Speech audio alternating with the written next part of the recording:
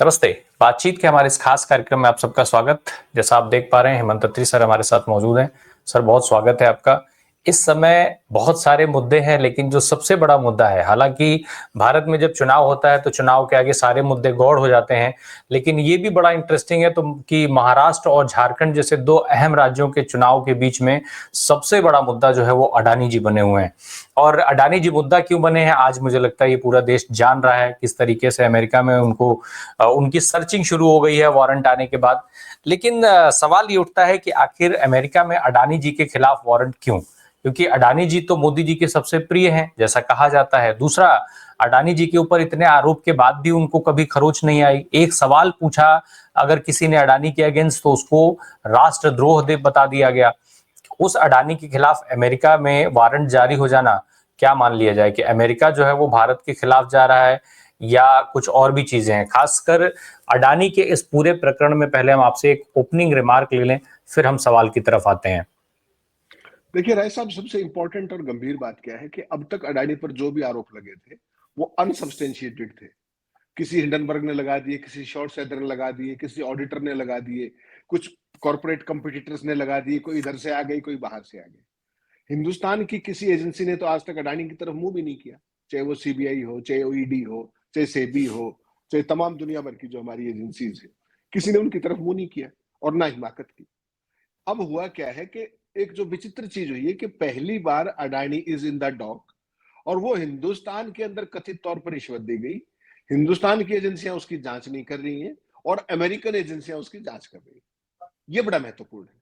तो अभी तक तो आपको क्या था कि अडानी हिंडनबर्ग आरोप लगा रहा है, he is a short seller, वो तो ब्लैकमेलर है, वो तो ये है, वो है। एफबीआई को तो आप ये नहीं कह सकते, अमेरिकन स्टॉक एक्सचेंज को तो आप ये नहीं कह सकते। और उन्होंने लगातार ऐसे ही कोई चार्ज फाइल नहीं कर दिया ईस्टर्न कोर्ट में। उन्होंने बाकायदा पूरे डॉक्यूमेंटेशन के साथ, इलेक्ट्रॉनिक एविडेंस के साथ, आपको जानकर हैरानी होगी, आपके देश में तो जस्टिस मिश्रा जैसे जीव भी हैं जो बड़े बड़े पदों पर सुप्रीम कोर्ट से लेकर के, उन्होंने सहारा डायरीज के अंदर जो एंट्रीज थी उनको रिजेक्ट कर दिया था कि ये कोई डॉक्यूमेंट ही नहीं है, ये कोई प्रूफ ही नहीं है। और अमेरिकन एफबीआई ने क्या किया, अमेरिका की ने, कि जो गौतम अडानी का भतीजा है, गौतम अडानी के खुद के वो है, इनके सारे के सारे पीपीटीज जो इनके कंप्यूटर्स के अंदर और जो इनके सारे कम्युनिकेशन थे, इलेक्ट्रॉनिक कम्युनिकेशन बोलते हैं उसको, वो सारे के सारे उनके पास है। मनी ट्रेल उनके पास है, इनकी सारी प्रेजेंटेशंस उनके पास है। तो अब ऐसे में आपने देखा होगा कि ना केवल अडानी अडानी ने क्या किया कि केवल ये कह दिया कि ये आरोप बेबुनियाद है, जो एक टिपिकल वो होता है, बेबुनियाद है, निराधार है, तथ्यों से परे है, वो सारी चीजें। और इकोसिस्टम देखिए गजब का, जो अडानी जिस जिस बात के लिए जाने जाते हैं, जो मोदी सरकार की उनको शय है, कि इतना सब होने के बावजूद भी 2110 करोड़ रुपए की रिश्वत के आरोपों के बावजूद भी कल उनके शेयर करीब करीब 20% गिरे। और एक दिन में उनका जो नेटवर्थ है उनकी कंपनी ग्रुप का, वो 2.25 लाख करोड़ के आसपास गिरा। गजब देखिए कि वो आरोप आज खत्म नहीं हो गए हैं, वो और ज्यादा अमेरिकन मीडिया के अंदर, वेस्टर्न मीडिया के अंदर छाए हुए हैं। और आज अडानी के शेयर एकदम फिर उठ गए आज। ये है वो हम्म। गजब। उसमें कहीं एलआईसी इन्वेस्ट कर देती है, कहीं पब्लिक सेक्टर के बैंक इन्वेस्ट कर देते हैं। मतलब अडानी को खरोंच भी आई तो मुझे और आपको तो एक कंपाउंडर भी नहीं मिलेगा पट्टी करने के लिए, और उनके पास सर्जनों की टीम दौड़ पड़ती है उनको बचाने के लिए। यही हो रहा है आज उनके स्टॉक मार्केट के अंदर। उनके शेयर्स देखिए, अडानी एंटरप्राइजेस से लेकर तमाम, कल जो फ्री फॉल हुआ था आज वो उठने शुरू हो गए। ये है अडानी का इकोसिस्टम जो मोदी जी की कृपा से है। सर, एक और चीज दो लाइन में समझ लूं। आज भारतीय मीडिया ये कह रहा है कि अडानी पर रिश्वत का आरोप तो भारत में लगा है, अमेरिका उसकी जांच क्यों कर रहा है? नहीं, अमेरिकन निवेशकों का पैसा है ना भाई, अमेरिकन निवेशकों का पैसा है। और हिंदुस्तान तो देखिए बड़ा महान देश है, मोदी जी का पूरा जो सिस्टम है कि वो अपने निवेशकों की परवाह नहीं करते। वो केवल परवाह करते हैं तो केवल अडानी की परवाह करते हैं, उनके बिजनेस हितों की बात करते हैं, हिंदुस्तान के तंत्र की बात नहीं करते, हिंदुस्तान की जांच एजेंसियों की बात नहीं करते। वो केवल अडानी के इंटरेस्ट की बात करती है पूरी सरकार, पूरी भारतीय जनता पार्टी, पूरी ट्रोल आर्मी, पूरा इकोसिस्टम। लेकिन अमेरिका का गजब देखिए, हिंदुस्तान में कथित तौर पर पेगासस के जरिए क्या किया गया, अपने ही लोगों की जासूसी, पत्रकारों की जासूसी, विरोध के नेताओं की जासूसी। और उनके देश ने क्या किया कि जो स्पाइंग सिस्टम उनके पास जो भी रहा हो, पेगासस या उसका कोई भाई भतीजा जो भी सॉफ्टवेयर रहा होगा, उसके जरिए उन्होंने क्या किया कि जो देश के इन्वेस्टर्स को चीट कर रहे थे उन्होंने उस पर काम किया। This shows the hmm. Real character, this shows the difference.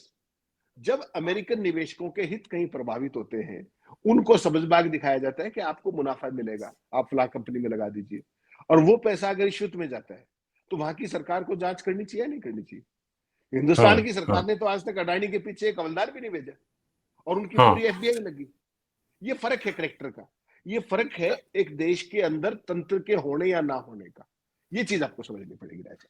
लेकिन सर, प्रधानमंत्री नरेंद्र मोदी तो हमेशा ये दावा करते हैं कि भाई जो बाइडेन रहे तब भी उनको दोस्त बताते थे, ट्रम्प साहब आ रहे हैं तब भी दोस्त बताते हैं। लेकिन गौतम अडानी जी के अगेंस्ट जो अमेरिका में वारंट का इशू हो जाना, सबसे बड़ी वजह अगर हम देखें तो क्या मानते हैं आप? क्या इसके पीछे एलन मस्क का भारतीय बाजार में एंट्री भी एक बड़ी वजह है, जिसको भारत के उद्योगपति या बिजनेसमैन साहब कह लें कि वो लगातार रोक रहे थे, क्योंकि टेस्ला को बहुत पहले यहां लॉन्च करना था, उनकी इच्छा भी थी एलन मस्क की, लेकिन उनको नहीं करने दिया गया। वो दबाव यहाँ की सरकार पर बनाया गया कि आप इनको यहाँ नहीं करने दे सकते हैं।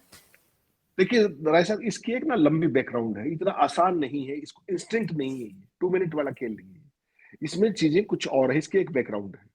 कनाडा के अंदर एक मर्डर होता है, वहां की सरकार हिंदुस्तान के कुछ लोगों का नाम लेती है, हिंदुस्तान की सरकार और उसकी एजेंसियां उसको काटने को दौड़ती है। उसके बाद अमेरिका बीच में आता है कि वो सारी की सारी जो एविडेंस थी वो अमेरिकन सरकार की एजेंसियों ने दी थी। उसके बाद हिंदुस्तान एकदम शांत हो जाता है और कहता है कि हम जांच करा रहे हैं। उसके बाद 5 आई कंट्रीज जो थे, जिसके अंदर ऑस्ट्रेलिया, न्यूजीलैंड और ये सारे लोग हैं। आपको एक चीज देखनी पड़ेगी, ब्रिटेन भी है। आपको देखनी पड़ेगी कि जो वेस्ट है ना, वो अपने, अमेरिका के लिए सबसे पहले क्या हित है कि खुद का हित, उनके लिए प्राइम मोस्ट वो है। उसके बाद उनके इमीडिएट एलाई कौन है?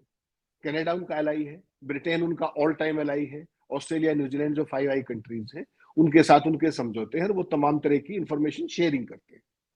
उस बैकग्राउंड से ये सारा मामला शुरू हुआ था।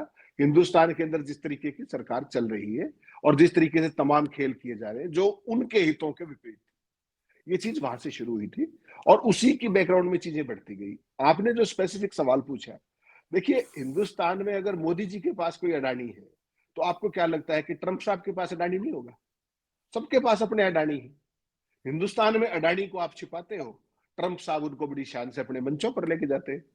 ट्रंप साहब जब पुतिन से बात करते हैं यूक्रेन से वार की, उस टाइम भी श्रीमान एलन मस्क वहीं बैठे होते हैं। बताइए उनका क्या काम था?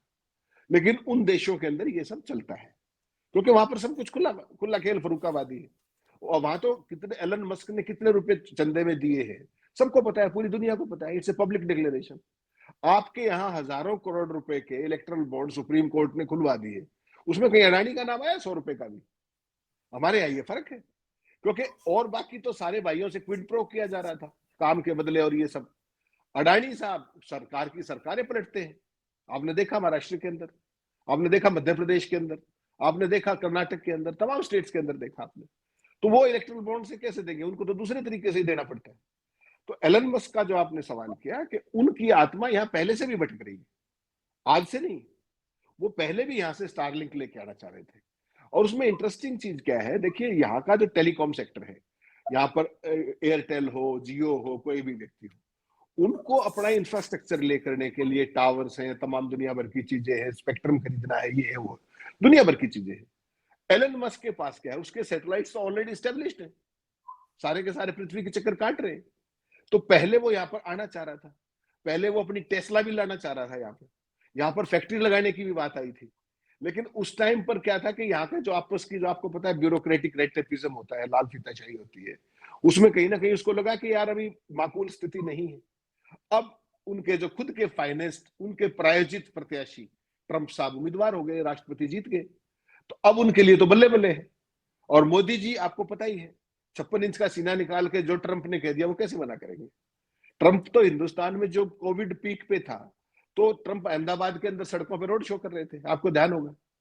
तो मोदी के लिए बेसिकली क्या है कि सबसे बड़ी चुनौती क्या आएगी?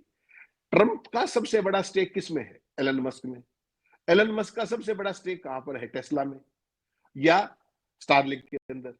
आपको क्या लगता है कि जब वो आना चाहेंगे यहां पर, उनको रोकेगा कौन?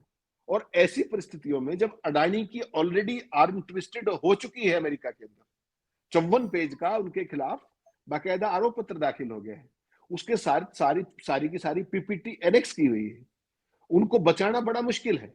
और अमेरिका के अंदर एक चीज मान के चलिएगा राय साहब, वहां पे ट्रंप हो, वहां बाइडेन हो, वहां ओबामा हो या कोई भी हो, वहां पर जो तंत्र है वो इंडिपेंडेंटली काम करता है।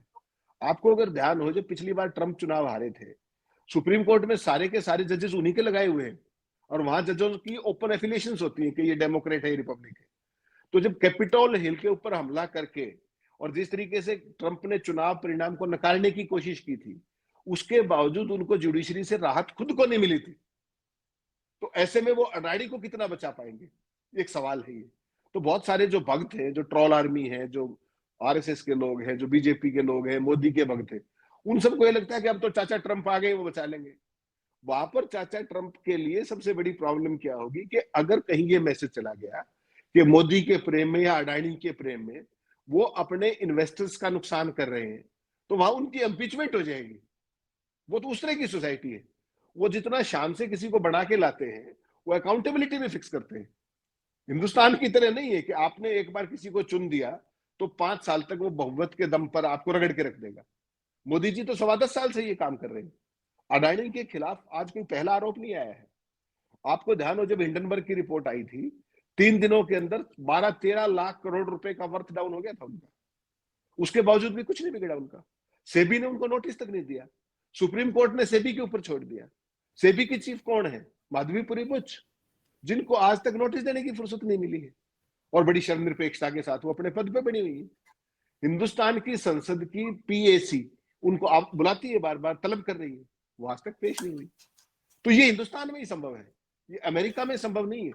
जो आपने कहा एलन मस्क के लिए आज की तारीख में हिंदुस्तान में आना सबसे माकूल परिस्थिति है, क्योंकि Modi is on a weak footing, Adani फंसे हुए हैं, वहां पर ट्रंप राष्ट्रपति बन गए हैं, तमाम तरह की डील्स होनी है।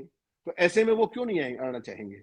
अब देखना ये है कि मोदी के जो अडानी के बाद जो दूसरे प्रेमी हैं, उनका नाम अंबानी है, उनके हितों की कैसी रक्षा करेंगे, क्योंकि वो भी टेलीकॉम सेक्टर में है, उनका भी जियो है, उन्होंने भी बहुत महंगा स्पेक्ट्रम खरीदा है।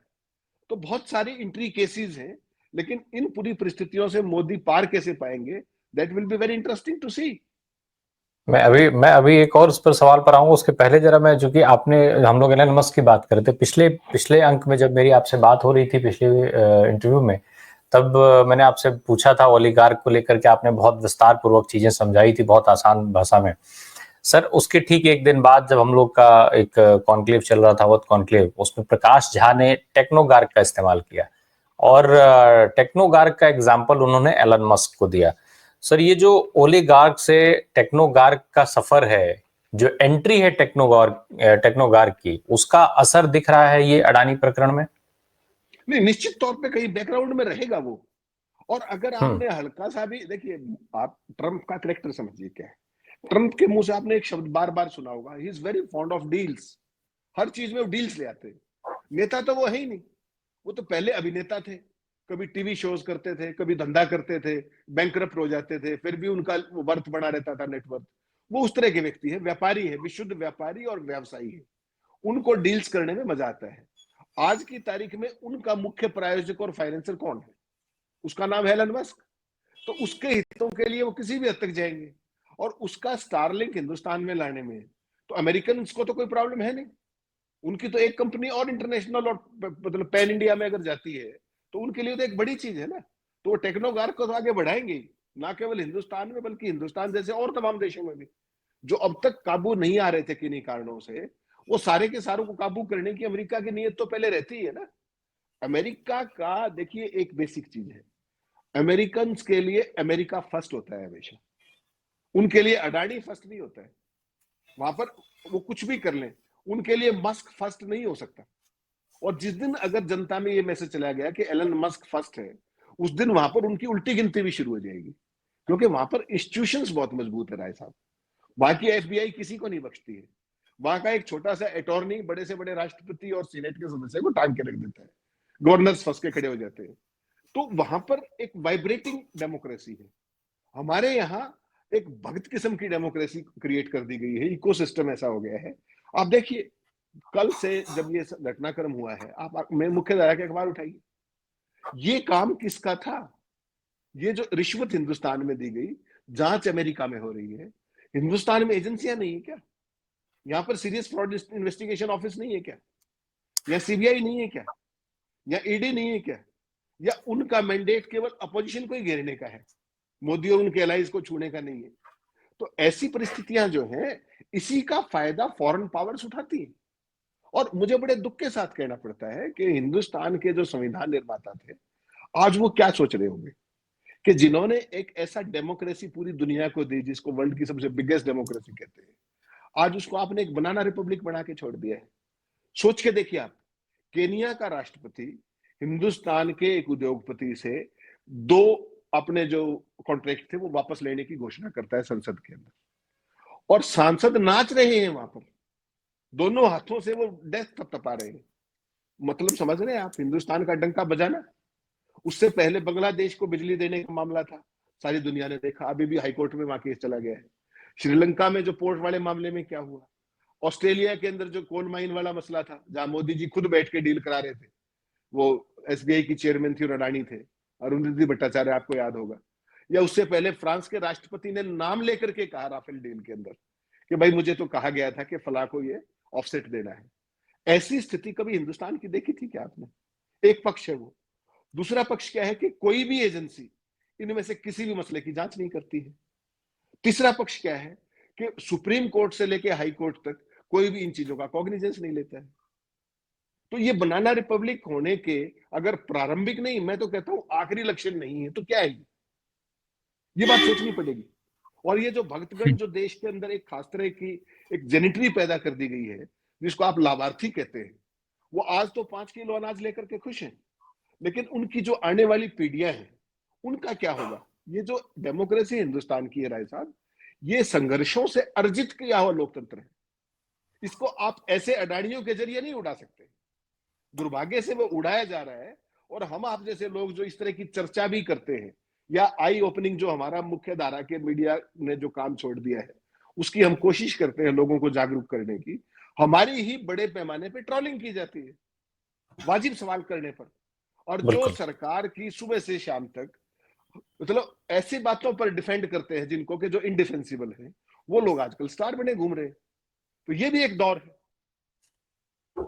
आपने सर शुरू में कनाडा का जिक्र किया था। सर कनाडा में अमित शाह साहब के खिलाफ जो है वो चार्ज फ्रेम होने लग जाते हैं। अमेरिका में इसके पहले अजीत डोभाल साहब के खिलाफ चार्जेस फ्रेम हो गए। अब गौतम अडानी साहब के, ये क्या हो गया है सर? अमेरिका तो भाई मोदी जी तो बहुत दावा करते हैं कि अमेरिका मेरा बहुत अच्छा दोस्त है। ट्रम्प साहब उनके दोस्त थे ही, जो बाइडेन साहब भी उनके दोस्त हो गए थे, हीरे से लेकर के क्या कुछ नहीं करके आए, दे करके आए वहां पर। लेकिन सारे चहेतों के खिलाफ क्यों होता जा रहा है अमेरिका? ये नया भारत है, ये मोदी जी का भारत है। इसमें देखिए डिप्लोमेसी जो होती है ना, diplomacy is a very serious business. वहां पर सीधे सीधे मुद्दों की बात होती है, और आप अपने हितों की बात करेंगे, मैं अपने हितों की बात करूंगा, and nation always comes first. Modi ji की डिप्लोमेसी देखिए 10.25 साल में क्या है। जहां भी जाएंगे वहां पर तमाम हिंदुस्तानी भक्त पहले भेज दिए जाएंगे, वो उनको रिसीव करेंगे। तमाम डॉगी चैनल्स वहां पर पहले पहुंच जाएंगे, मोदी जी वहां ढोल बजाएंगे, नगाड़े बजाएंगे। आपने आज तक पिछले 10.25 साल के अंदर मोदी के किसी भी दौरे की कवरेज को ध्यान से देखा है? बायलेटरल इश्यूज का कहीं जिक्र भी होता है उसके अंदर? मोदी जी ये, मोदी जी वो। हिंदुस्तान में G20 हुआ था, आपको याद है? कितने लाख करोड़ रुपए बहा दिए गए सड़कों पर प्रचार के अंदर। 4 दिन पहले ब्राजील के अंदर G20 हुआ, आपने देखा वहां पर कितना क्या खर्चा हुआ, कहीं कोई इसका इवेंट बनाया गया? मोदी जी ने सब कुछ देश से ऊपर होकर के अपने ऊपर सेंटर्ड कर दिया है। It should be country centred. यहां पर क्या है कि सब कुछ मोदी सेंटर्ड हो गया है। हर इवेंट मतलब विदेश दौरा प्रधानमंत्री का इज ए सीरियस बिजनेस। आप कुछ गिव एंड टेक के लिए जाते हैं, देश के लिए एग्रीमेंट्स करते हैं। आज तक आपने कोई चीज सुनी है कि मोदी जी ने वहां ये किया है, वो किया? कुछ नहीं। ओबामा लेने आए, ओबामा छोड़ने आए, उसने छतरी पकड़ ली, उसने ये कर दिया। कल मैं देख रहा था, मतलब वो केन्या गए तो 3 देशों के राष्ट्रपति रिसीव करने आए, वो जब जिस भी अफ्रीकन कंट्री में गए। भाई केन्या ने क्या किया वो भी बता दीजिए, किसी चैनल पे देखा आपने? 2 दिन से अडानी का ये सारा मामला चल रहा है। आपने किसी मुख्य धारा के चैनल पर इसकी कोई बहस देखी क्या? कितने अखबारों में आज हिंदी के इस पे ऊपर कोई आपने एडिटोरियल पढ़ा हो? जो कवरेज अमेरिका से आ गई, उसके अलावा एजेंसी की उस पर अपना न्यूज लिख करके, उसके अलावा किसी ने कुछ किया हो, कोई सवाल किया हो? तो ये बेसिकली एक नए तरीके का भारत है जो मोदी, बीजेपी और आरएसएस एक खास एजेंडे के तहत बना रहे हैं। और उसमें स्वाभाविक है चाइना के साथ जो कुछ हुआ, आपने अभी तक चाइना के मुंह से सुना है कि बॉर्डर डिस्प्यूट रिजॉल्व हो गया है? हमारे वाले छाती पीटते घूम रहे हैं। आर्मी चीफ कह रहे हैं हमें बहुत सावधान रहना पड़ेगा। तो किसके साथ समझौता कर लिया? और जब मोदी जी कह रहे थे कोई आया ही नहीं, घुसा नहीं, तो फिर डिसएंगेजमेंट किस बात की हो रही है राय साहब? सवाल तो है ना। तो कोई सवाल पूछने को बिल्कुल। तैयार नहीं है। मैं और आप कहेंगे तो हम देशद्रोही हो जाएंगे। ये स्थिति है। बहुत तो पूरी दुनिया ने मोदी जी की कमजोरी पकड़ ली है। उनको पता है कि ये इवेंटबाज आदमी है, इसको इसी तरीके से फील गुड करा करके इनसे जो फेवर लेने हिंदुस्तान से लेते रहिए। हिंदुस्तान में तो इस पर चर्चा होनी नहीं। मोदी जी जो कुछ करके आएंगे वही मास्टर स्ट्रोक है। This is the new order जी। बहुत बहुत धन्यवाद सर। बहुत सारे सवाल हैं, हम फिर किसी अभी जो है कुछ और अपडेट जब नए आ जाएंगे तो 1-2 दिन 3 दिन में मैं फिर आपसे समय मांगूंगा और उस पर बात करेंगे। बहुत सारे सवाल हैं, उसके लिए शायद मुझे लगता है अगर हम लोग सारे सवालों पर बात करेंगे तो समय बहुत लंबा हो जाता है। बहुत बहुत धन्यवाद सर, बहुत बहुत धन्यवाद। Thank you so much.